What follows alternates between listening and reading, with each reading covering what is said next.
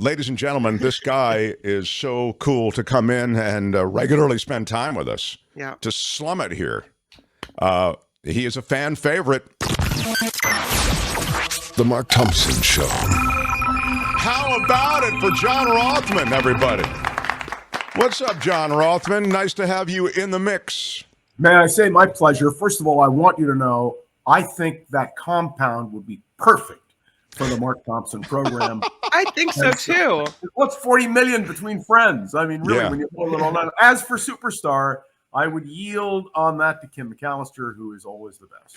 Well, you are so gracious always, John. That's why we like you. You're a slickster with your cool tongue and your magical way about you, and the way you speak. Don't forget my hairdo. Oh my God, we love it. You're a sexy fool, and you know it. All right, now I want to get to what's going on in the world, John. I wasn't going to start with this, but I'm going to because Kim mentioned it. The document revelations where these documents, classified documents, keep showing up in Biden world. They show up in different places. Some of the places more embarrassing than others, like the garage situation. Frame this for us. And Kim had the story. Just remind, I don't know if John was hearing it, or I don't know if you're aware of it, John, that the Justice Department was actually considering, isn't this? Go ahead, Kim. Yeah, it's the Justice Department revealing now that it considered an FBI search of President Biden's home for classified documents. A report in the Wall Street Journal saying the DOJ wanted to have that option in case Biden's lawyers didn't cooperate with the investigation. It looks like they did. In the aftermath of that, the White House has been very tight-lipped on the investigation. So they were talking about it, but when they realized the FBI was like, should we go take a little look-see, they clammed up. Thoughts, John? Yeah, it's very simple. It's a disaster for Joe Biden. He should have known better. The argument is being made that he didn't know because he didn't do the packing. That's no excuse. Your aides should be briefing you fully on everything. Does it equate with what Donald Trump did? The answer is no. What Donald Trump did was qualitatively and quantitatively much worse. But don't confuse people with that. The President of the United States, I think, is in deep doo-doo, if I can be so bold as to say it. And how that affects his political future is another issue. The other thing he has to worry about, of course, is the committee assignments that have been given to some of the most reactionary, right-wing, I don't even want to call them Republican, they're not really Republicans, who are now going to be investigating him. And Hunter Biden and his two brothers are also now being investigated. So when you boil it all down for Joe Biden, this is not a good situation. No. And equate that to 2024, and I think it's a major obstacle. And it means that within the Democratic Party, there are a lot of people now talking about what do we do if Joe Biden doesn't run? Well, this is interesting because it leads us eventually to Diane Feinstein, who I will get to in a moment. But I wonder if you can calibrate then the political damage. It sounds to me, I mean, there's going to be something of a show trial or a show investigation along the lines of what you're talking about from the jihadists who are now occupying the committee assignments in the House, even though they were removed from committee assignments for racist and incendiary remarks they made before. But now that the GOP is in charge of the House again, they're getting those assignments back. But when you talk about the political damage done to Joe Biden, is there any viable alternative the Democrats might have to Joe Biden as a top-of-ticket candidate? Well, let's step back for a moment and point out that Marjorie Taylor Greene and Paul Gosar are serving on the House Oversight Committee, not to mention having major committee assignments. It is absolutely, to me, incomprehensible. As a former Republican, as someone who is viewed as a historian of the Republican Party, it is absolutely unthinkable that well, no, it isn't, because Kevin McCarthy wanted to be Speaker, and like the novel, The Devil and Daniel Webster, he was willing to sell his soul in order to become Speaker of the House. I think for the Republicans, it's a very bad look. And unfortunately, and by the way, when you say, I don't mean to interrupt, but when you say sell his soul, just to be pure about it, I mean, just to be specific about it, these are the trades that he made to get their support. In other words, he's putting them back on these committees, is your point, because he made those deals with the devil. He had to in order to become Speaker. Right. And I think in the history of the House of Representatives, and if we talked about the speakership, and last week when you were not here, I cited several books on the speakership. There's never been anything like it. It's just horrific. Do the Democrats have an alternative to Joe Biden? The answer is, of course, they do. They have Kamala Harris. They have Gavin Newsom. They have a host of aspirants who would like to run as the Democratic nominee. Nobody can make a move until Joe Biden makes his decision. Now, I don't know what Joe Biden's going to do. I really don't. But I can tell you, even when he announces what he's going to do, because of his age and the apparent state of his health, I don't know that it's terrible. I don't know what the circumstances are, but you can see a slowing down. Everyone is going to speculate, what do we do if? And the main person on all that is Kamala Harris. And everybody should understand, vice presidents of the United States either become president and remain president or getting renomination. The only time that did not happen was Chester Alan Arthur in 1884, who wanted to remain president and who was denied the nomination. And I would suggest to you that in this case, Kamala Harris will have a real claim, and the Biden people are, I think, going to get behind her. Well, I'd love to talk more about that another time, John. I think Kamala Harris's national appeal is limited. They've kept her sort of under wraps. They gave her, to be fair to Kamala Harris, they gave her the crap assignments, go solve the immigration problem at the border or whatever. And it was, these intractable issues. But that said, I don't, look at how she did in the primaries. Just remember, when you're talking about primaries, it's fine with me, but remember, that is ancient history. That's so long ago, it doesn't matter. But I want you to think about the fact that Gerald Ford was nobody really knew him when he became president. Harry Truman, you know what the slogan for Truman was by the Republicans? To err is Truman. He had no national depth except having led the Truman Committee. So I'm gonna suggest to you that once a person becomes president, the whole nature of how they're analyzed becomes different. And there tends to be at the beginning a tremendous amount of sympathy. That is to say, we want you to succeed. So we'll see how that flows. Had Jerry Ford not pardoned Richard Nixon, and had Jerry Ford not made that slip up about the Soviet Union not controlling Eastern Europe, he would have been the winner in 1976. We'll talk about, there's the Amy Klobuchar, it's pointed out in the chat. There are others besides Kamala Harris. Yes, absolutely. And Amy Klobuchar, by the way, was my choice for vice president. Yeah, I think that she'd be, in a mainstream institutional way, which is, I think, the country that we're looking at, she would be a good choice. Oh, hey, John, I want to ask you about Diane Feinstein now. Diane Feinstein is past her expiration date in terms of public service. Do we agree on that? Yes. And I say that with regret because I've known Diane Feinstein since before she was a supervisor. I knew her late husband, Bert. I knew her father. I've known Dr. Goldman. I've known everybody. So it's a very tough thing. Right. You say that reluctantly, but but look, that takes nothing away from her service. It just is time to step aside. And before I get to who might succeed her, I want to ask you another question that came up to me last night.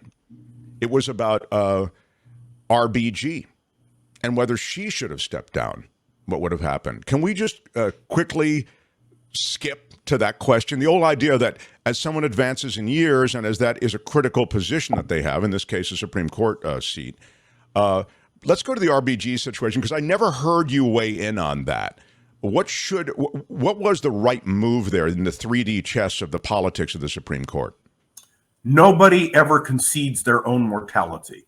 I don't know anybody who is prepared to die. They know they're going to, but people don't admit it. And RPG really thought that she could survive everything, including cancer.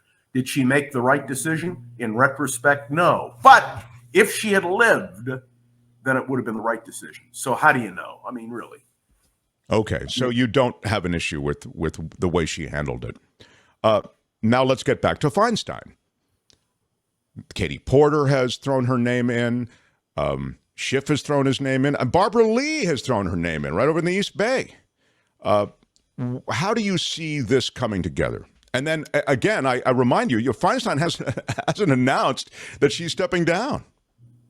Look, this is the logical thing to do. People should be declaring their candidacy. The people should have the opportunity to choose. I know that Katie Porter was at Rothmann in the East Bay, which is one of the most powerful Democratic clubs in the East Bay. And so that contest is now on. The question is, will Diane live out her term? And if she does, God bless her.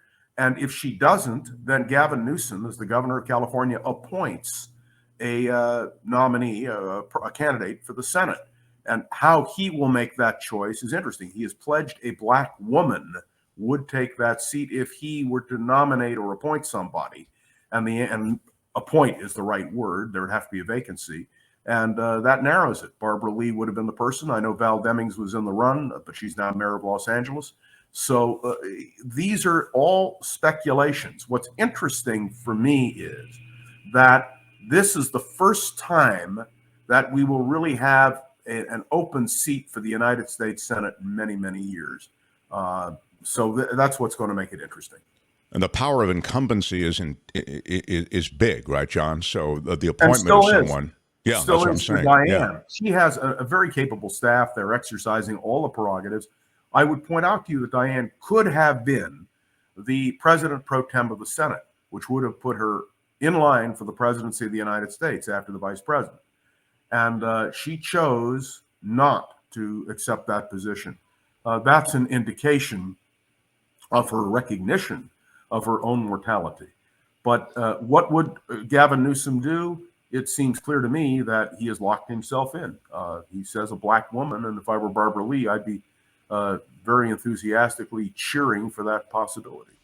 Sure. Why, if she knows she's, I'm sorry, Mark, if she knows she's not, she's kind of on the downward trend, why, and is not accepting this position, then why not come out and say, I'm not going to run again? Why make people have to go around her and declare she'll candidacy? Do it in her own good time. There's no reason to be pushed to make a statement. Who knows? She could have a miraculous recovery. No, but very seriously, she is pacing herself. She understands she's the incumbent.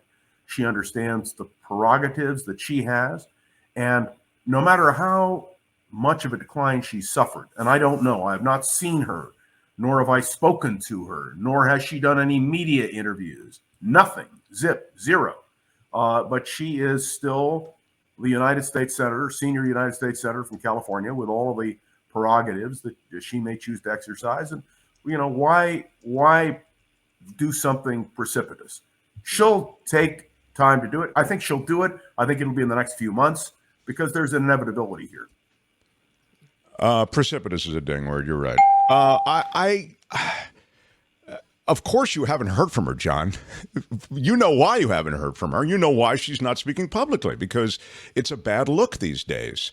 I kind of share your view of her distinguished history of public service, although I think it's been punctuated by some mistakes along the way. But, when you serve that long, you're going to make some mistakes. But I think, the great, even the politically graceful thing, especially since, as you say, Newsom can appoint whoever he wants.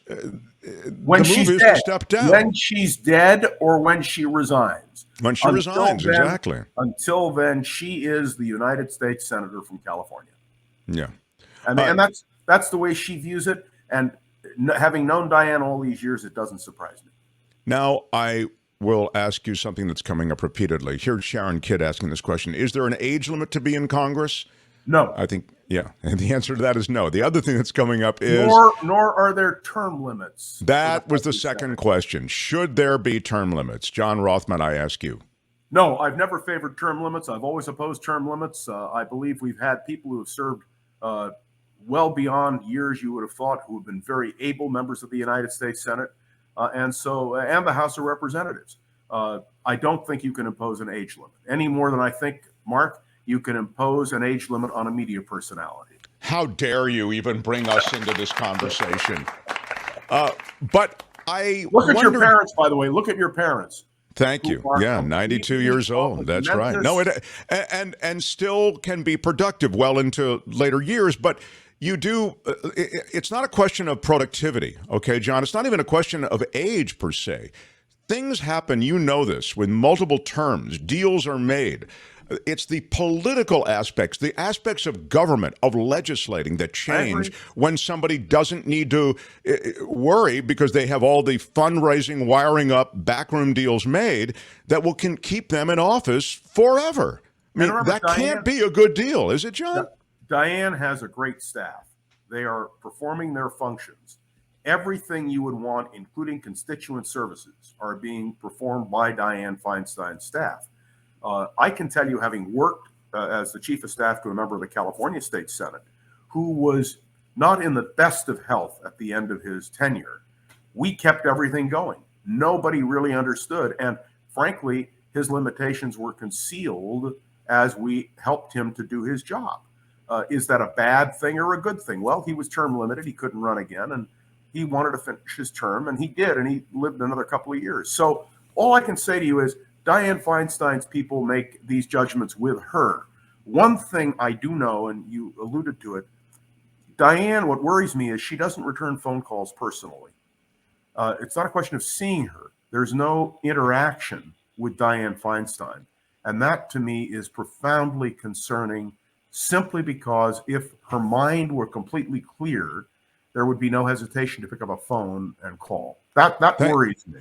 Thank you. That's exactly the point I'm making. That's what I was saying. When you of course you haven't seen her publicly, and of course you haven't. I mean, look, John, to state it bluntly and perhaps a bit crudely, this isn't Weekend at Bernie's where you prop somebody up and everybody, the staff and everybody else handles it. Meanwhile, the actual senator is essentially just a prop. I feel as though, and you've agreed with me, and reluctantly, that her time has come to step down. Now, you said just to not run again. I didn't push you on that. I mean, would you have her? You want to know about resignation? Yes, that's what I'm asking you. Should she resign? That's an individual decision. I think it would be very. I'm not trying to. No, I'm trying to. Of course, it's an individual decision, John. You tell me what you think you'd advise her to do. It's you and her speaking right now. If I were advising Diane, and I can't do it because I haven't sat down with her, I haven't talked to her. But clearly the end is in sight. And if she were to resign, then that gives Gavin Newsom the opportunity to make that choice.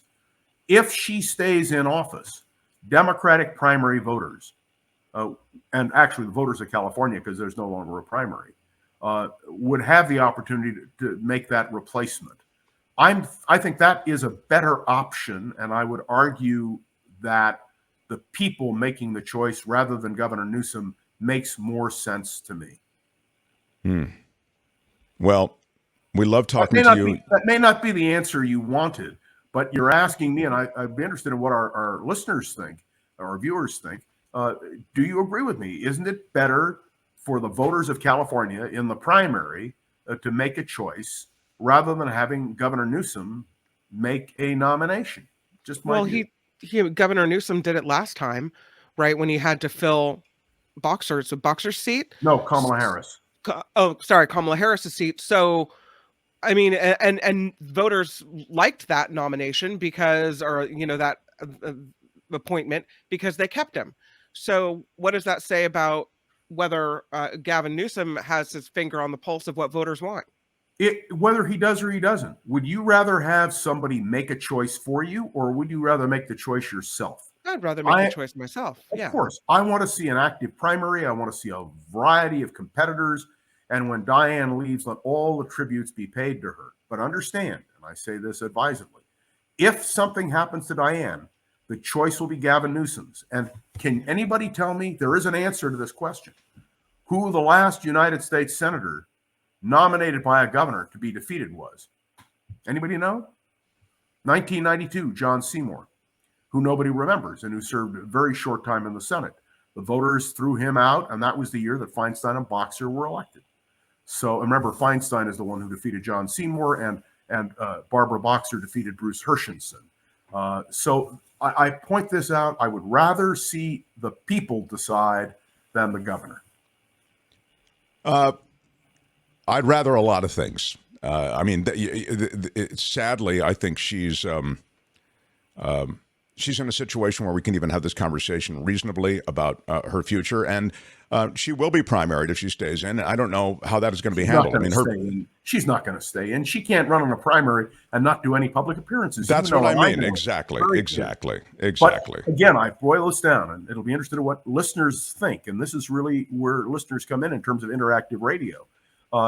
Should the governor make an appointment and she should resign now, or would you rather vote in an election, which is coming up sooner than we think? No, but it's not coming up soon enough for this seat that is being held by someone who is a vacant suit. I'm sorry. She's being handled by staff, and it's a disservice to this institution. I understand. I understand what you're saying, and I wouldn't disagree with you, but I would rather have the people choose than the governor. The people will have a chance to choose after he appoints Barbara Lee or whomever. Once you're in, it's very hard to displace you. And I'm logical enough and clear enough to understand that.